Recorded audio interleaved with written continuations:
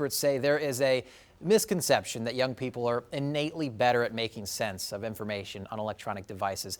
Well, in reality, a lot of work has to be done to make sure young people are taught the skills they need to become responsible information consumers. All week long, we've been taking a look at different elements of how Americans consume news and how we as the media can do better. The QR code on your screen right now will take you to our website where you can learn more about sharpening your news literacy.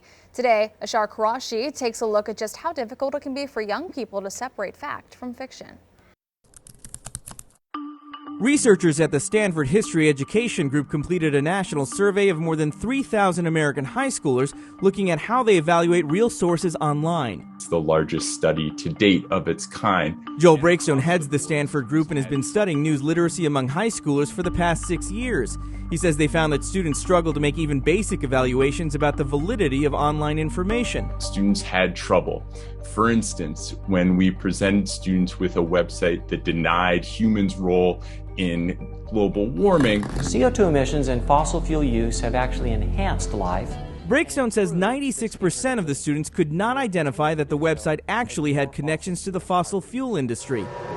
Information that he says was immediately available through simple online searches. Similarly, when we showed them a Facebook video claiming to show voter fraud during the 2016 presidential Democratic primaries, they overwhelmingly took it at face value. Again, a quick Google search, he says, would have led them to a whole series of articles debunking the video, including one from the BBC indicating the video that was viewed more than 1 million times was actually about voter fraud in Russia and had nothing to do with fraud in the U.S. Out of more than 3,000 students, only 3, less than 0.1%, made that connection to the Russian source for the videos. Researchers also compared how Stanford freshmen, young people in Silicon Valley, and history professors stacked up against fact-checkers from some of the nation's leading news organizations, and found striking differences in how well they evaluated unfamiliar websites. The fact-checkers were way better than the Stanford students or the historians, and the reason was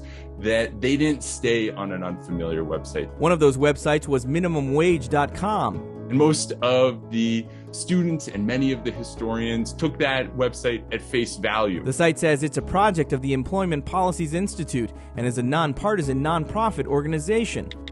All of the fact checkers left the website and quickly discovered that the institute is actually run by a PR firm that is working for the food and beverage industry and has a vested interest in employment issues, and particularly minimum wage. While Breakstone isn't saying everyone must become a professional fact checker, he does say that critical thinking and cross-referencing are key to being better informed. We think in our current digital age, being able to find good information online is a critical component of being a participating member in our democracy.